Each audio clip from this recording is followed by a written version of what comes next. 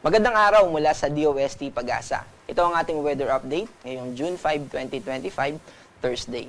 Tuluyan na po na nagdeklara ang pag-asa ng onset ng rainy season at southwest monsoon. Yung pinagkaiba nila, yung southwest monsoon ay focused dun sa wind direction. Dapat yung hangin na nakakaapekto sa ating bansa ay nanggagaling sa timog kanluran o southwest ng Pilipinas. At ito rin ay nagdadala ng mga pag-ulan, lalo na sa western part ng Luzon, Visayas at Mindanao. Pero yung onset natin ng rainy season ay focused dun sa dami ng ulan or yung sa mga tuloy-tuloy na pag-ulan dun sa mga given months na yon kapag nag-onset na. Pero dapat isaalang-alang natin na hindi porket na nag-onset na tayo ng rainy season ay uulanin na tayo po lagi.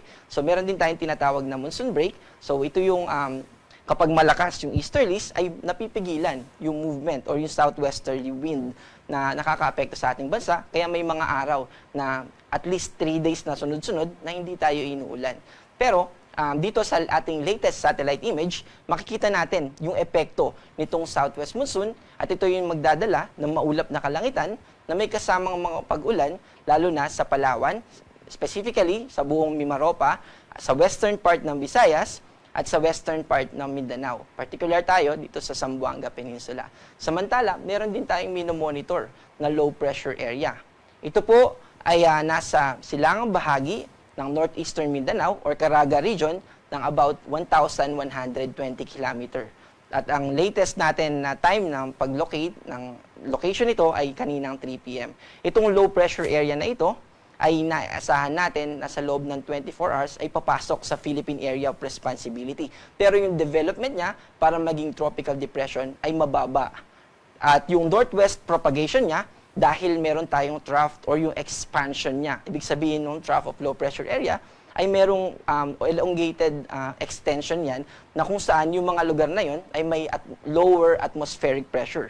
Kapag low yung atmospheric pressure natin, doon nagkakaroon ng movement ng winds paakyat from surface na maraming moisture papunta sa atmosphere. At dahil sa movement ng hangin na yun, nagkakaroon tayo ng maulap na kalangitan. At dahil dito sa mga ulap na yun, ina-expect natin na magkakaroon ng mga pagulan sa eastern part ng Visayas at ganun din sa eastern part ng Mindanao. Bukod po dun sa low pressure area na yan, ay wala naman tayong ina-expect na bagyo except dun sa tinitignan natin na LPA dun sa na binanggit natin kanina. Para po sa ating forecast bukas, patuloy yung epekto ng parehong southwest monsoon at nung trough of low pressure area. At dahil dyan ay patuloy tayo makakaranas ng maulap na kalangitan dito sa Mindoro at sa Bicol region. Sa natitirang bahagi naman ng Luzon ay patuloy yung partly cloudy to cloudy skies. Pero hindi ibig sabihin nun ay hindi na tayo uulanin. So may chance pa rin sa hapon at sa gabi, lalo na magkaroon tayo ng mga isolated rain showers or thunderstorm. At dumadalas na yan sa mga susunod pa na mga araw. Agwat po ng temperatura sa Metro Manila ay 26 to 33, sa Baguio ay 17 to 24, sa Lawag ay 25 to 33, sa Tugigaraw ay 25 to 36, at sa Legazpi ay 25 to 33.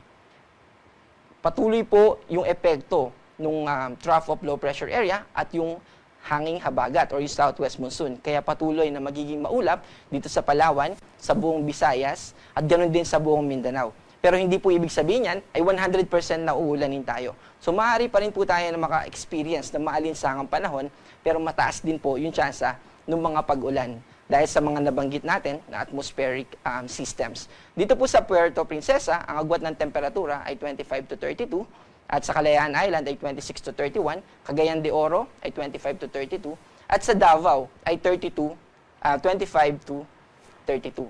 So, gaano ba kadami yung ine-expect natin na bagyo ngayong buwan ng June? So, ine-expect natin na may 1 to 2 tropical cyclone na papasok. Pero hindi ibig sabihin nun na limitado lang sa number na yun. Maaring lumagpas din ito ng dalawa, depende sa atmospheric systems na makakaapekto sa ating bansa. Also, kung mag-develop man yung low pressure area into tropical depression or maging ganap siya na bagyo, tatawagin natin tong Auring at ito yung magiging unang bagyo sa taon na 2025. Pero ito po ay somewhat na rare case dahil minsan may mga taon na January pa lang ay nagkakaroon na tayo ng bagyo. Pero this year, June po, yung buwan na in-expect natin na baka dito pa lang sa buwan na to magkakaroon tayo ng bagyo.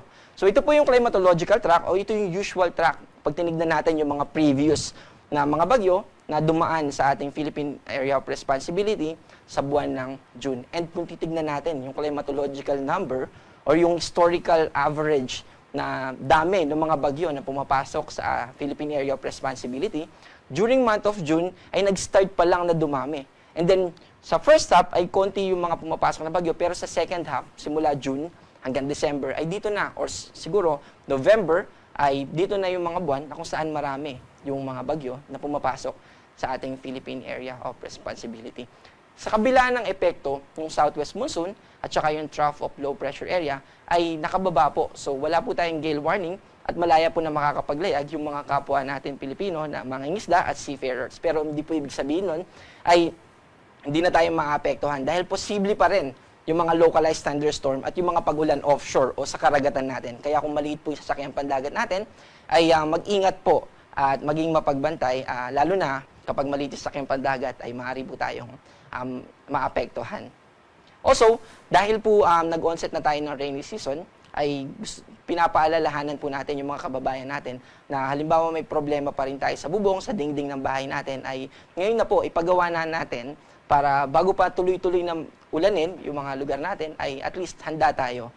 Dito naman sa ating 3-day weather outlook or yung ina-expect natin na panahon sa weekends hanggang sa Monday, Saturday to Monday, ay dito sa mga piling lugar sa ating bansa, itong Metro Manila, Baguio City at Legazpi City ay una sa Metro Manila at sa Baguio, patuloy yung partly cloudy to cloudy skies, pero may chances pa rin ng mga pagulan sa hapon at gabi. Pero sa Legazpi, dahil dun sa northwestward movement ng low pressure area or yung extension niya or yung trough of low pressure area, ay patuloy na magiging maulap ang kalangitan sa Legazpi at magkakaroon tayo ng tuloy-tuloy na mga pagulan.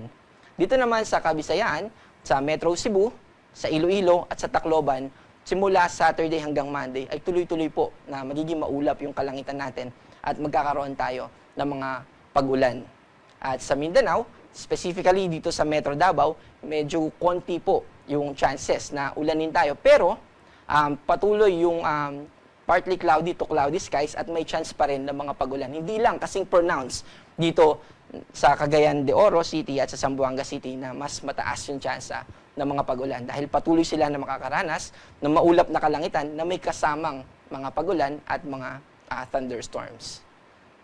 Ang ating pong araw ay lulubog mamayang 6:24 p.m. at bukas po ay sisikat ng 5:26 ng umaga. Para po sa karagdagang impormasyon, ay pwede po tayong bumisita sa mga social media pages ng Pag-asa. Pwede rin po tayong bumisita sa website ng Pag-asa na kung saan makikita natin yung mga thunderstorm advisory at yung mga localized forecast natin sa regional offices ng Pag-asa. At ayan po yung ating update. Ako po si John Manalo at mag-ingat po tayo.